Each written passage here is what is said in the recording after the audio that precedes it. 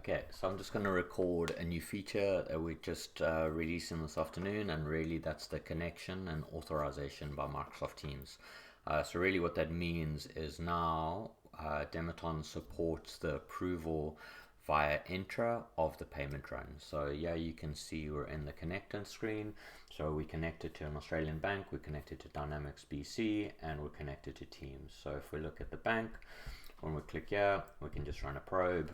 That will then send a file to the SFTP server bank and then delete it just to confirm that that's working.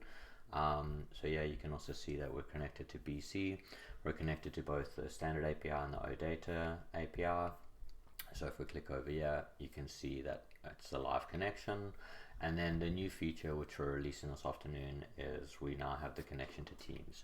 So we've created a connection, and now what we want to do is we want to set up a channel just to test that it works.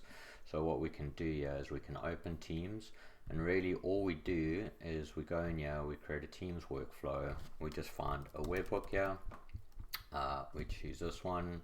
It'll then come up and it allows to send web alerts. That's correct. It'll take a bit of time to load.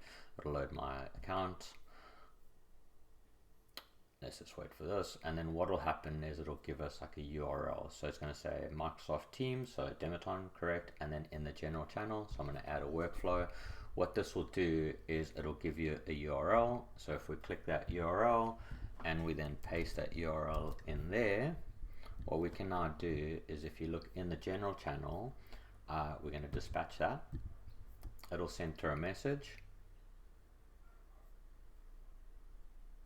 Let's wait a bit for that to come through, and now that's come through.